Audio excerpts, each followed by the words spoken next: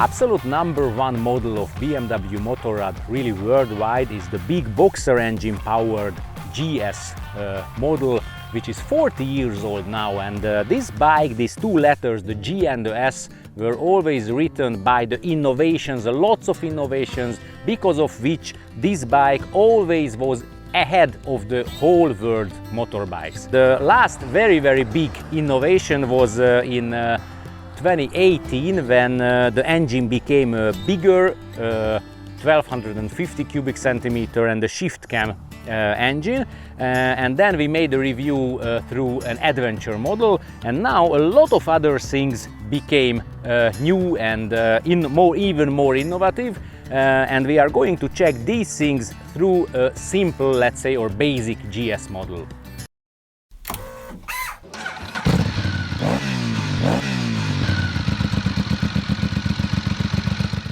Now let's speak a little about not only this bike, but make a comparison between the basic GS and the adventure version, because I'm sure that lots of people, especially here in Eastern Europe, buy the adventure model only because of some thinking bigger prestige or something like this, although the simple GS, let's call it like this, would be much better for them.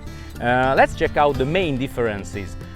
If somebody is shorter, so when the rider is shorter, then the, let's say, simple GS is much better because the seat height is lower, pretty much lower. Then the next thing, of course, when you are tall, then the leg place is a little bit bigger on the adventure version, although the difference is not really too big. In the previous, the air-cooled era, it was a much bigger difference than here in the LC era. So this is also a pretty comfortable bike, even for tall guys like me. The next big thing is the fuel tank is much wider in the case of the adventure, so then there you are sitting always in a foot position or leg position like this, and in the case of the, let's say, basic GS, you can keep the fuel tank much narrower, so it's lots of points. This is a more comfortable thing.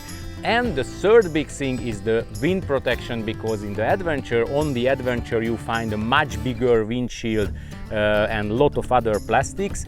But what is really funny, that this small windshield of the basic GS makes a much better wind protection.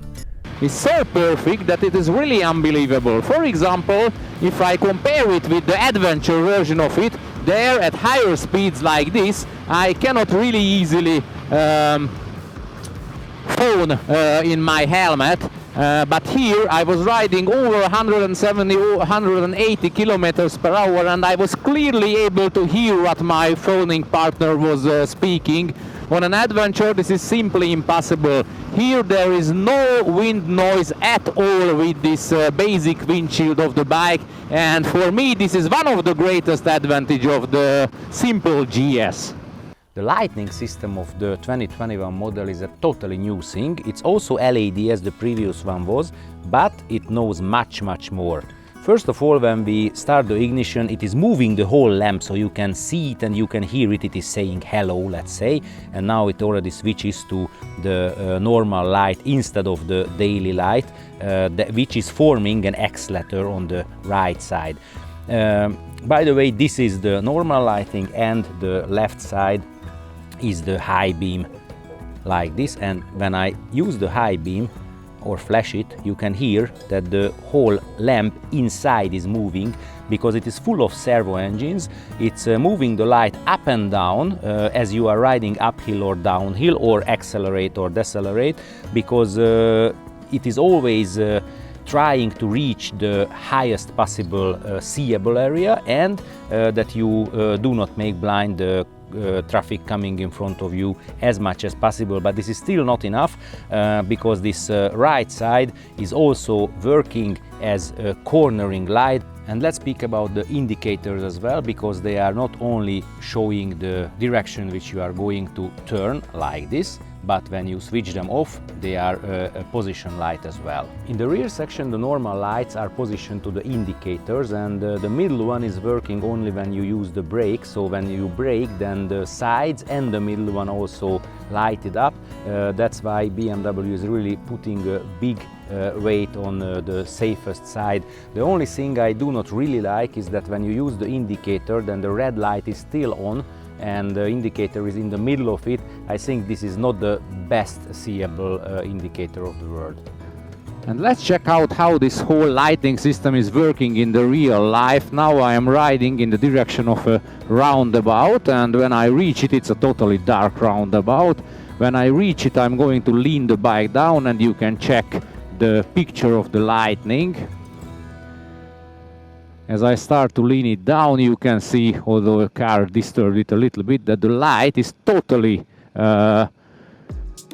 horizontal and absolutely properly lights the inside of the curve as well. We are going to check it once more, but first of all I show you what the light is doing when you accelerate and decelerate. Check out how long I can see now. I start to accelerate and it comes down, not to make blind the traffic in the front, and when I close it and it would blow down and then it shorts the seen distance, then it starts to make it far away. So down and up, down and up, absolutely properly. The lightened area is always the same way long.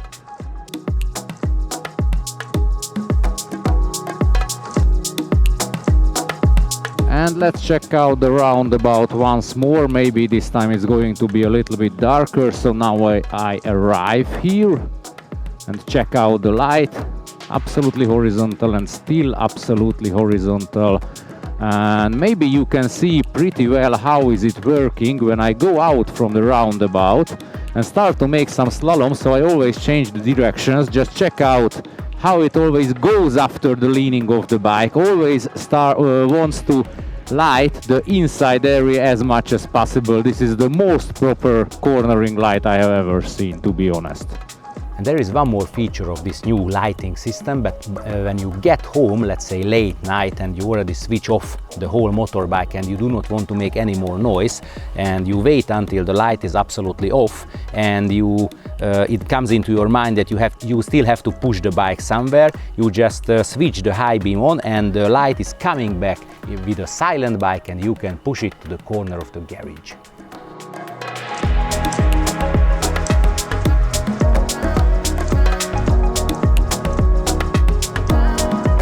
Although the whole menu system and the knowledge of the electronical part of the GS is the same high level as in the case of all the modern 21st century's touring enduros like this, so it knows really everything. It can connect to your mobile phone, you can communicate with your passengers through the motorbike, you can make use navigation from your mobile phone and lots of other things which we already showed you in our previous BMW reviews.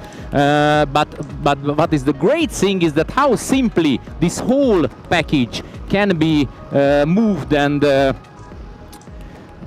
changed by the rider, because when you are riding a motorbike, it's not a good thing that you have to take care of a lot of buttons and everything else. So here you do not have too many buttons on the left and also on the right side, but you can reach everything very, very simply with the ring and with the few buttons. And I just show you one example. In this GS we already have seat heating as well, and they made it in the factory that you do not have two different buttons, you have only one here on the right side, and when you push it you are immediately in the heating menu, and then with the ring you can really easily change the level of the grip heating and also the level of the seat heating as well. So this is the very simple way you can do it, and everything else is just the same way, simple and working absolutely proper. But officially didn't change is the engine itself. The shift cam engine 1254 cubic centimeter. It is the same as it was in the big model change in 2018, yes, and even the power and the torque is also the same as it was, but inside the engine there are some small changes because especially the low RPM noises coming from the engine are much better than it in the previous version was, although we have to say that in the case of that one, not this was the let's say the strongest point of the engine.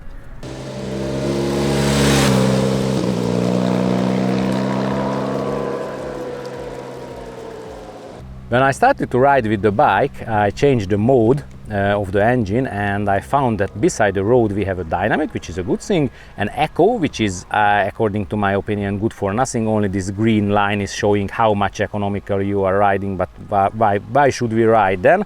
And the rain, which I personally really hate and never use on any of the bikes. And I was really upset that BMW is not having an enduro mode in the basic GS. I thought that this bike is over, but luckily this is absolutely not true, because the bike has 7 possible riding modes, from which you can choose personally inside the menu that which 4 would you like to use from the mode button on the right handlebar.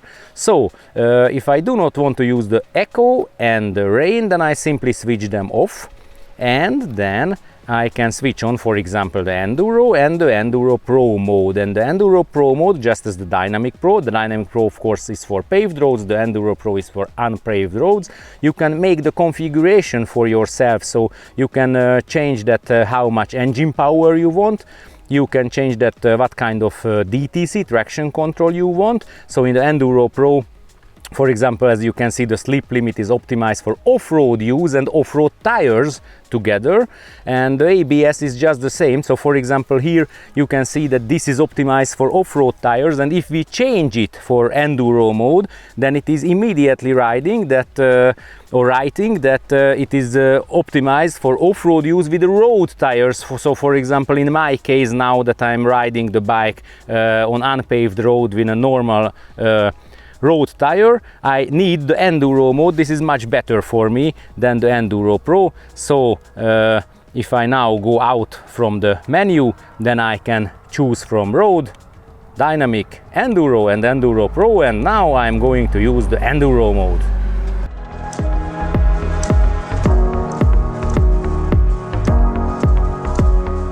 The dynamism of the bike is just the same as in the case of the previous shift cam engine was, as the engine itself, the power and all the other things are just the same. The big knowledge, the big advantage of the engine is that if I let the RPM down now under 2000 in 6 speed, so I slow down pretty much and just pull the throttle, then the bike immediately reacts and starts to accelerate. And this is the biggest advantage, that you have a lot of torque at all the RPMs, so you never run out of it. That's why the riding of the 1250 shift cam GS is so out of stress. The suspension is just the same as it is for several years, or we can say decades. In the case of the big GSs, a telelever and an Evo paralever duo, which is absolutely working well on paved roads, in curves, and among off-road conditions as well.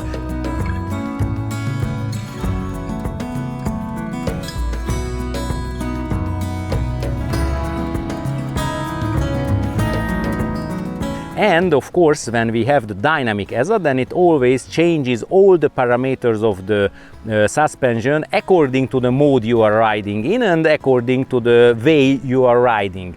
So, for example, when we are in road mode, then we can see that the suspension is working on a relatively comfort road way. When we go to dynamic, then the suspension is also much harder dynamic mode, but you can change it to road if you wish. So if you want a stronger engine and a softer suspension, then you can ride according to this as well if you wish.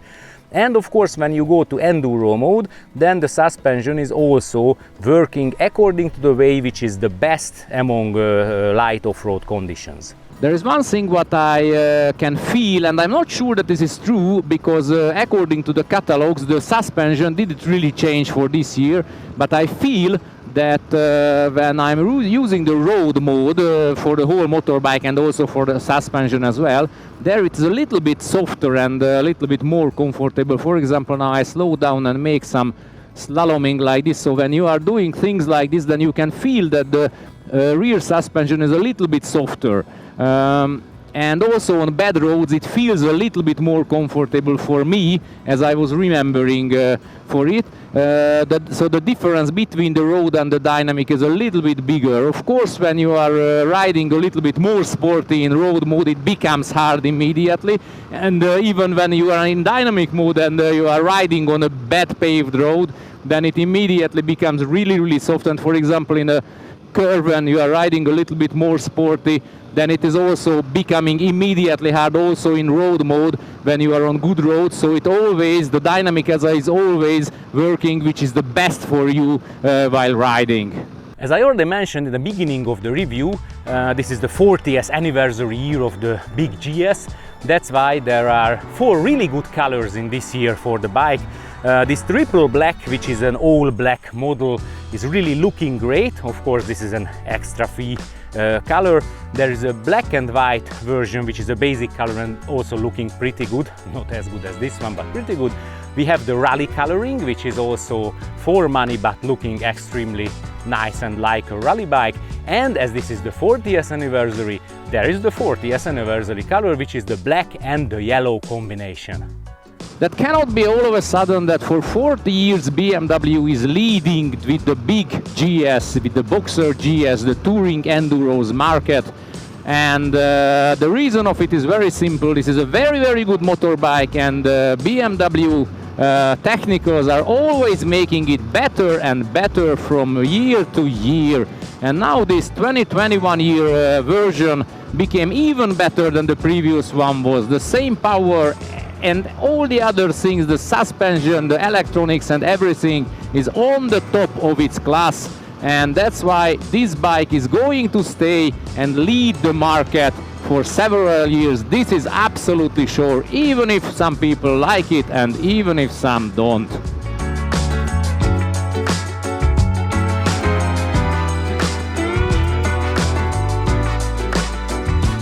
If you liked our review, please push a thumb up on it. In the description under the film you can find the link where you can donate our work. If you haven't done it yet, please subscribe for our channel as well and watch our previous and other contents too. And thanks a lot that you were joining us. Bye bye.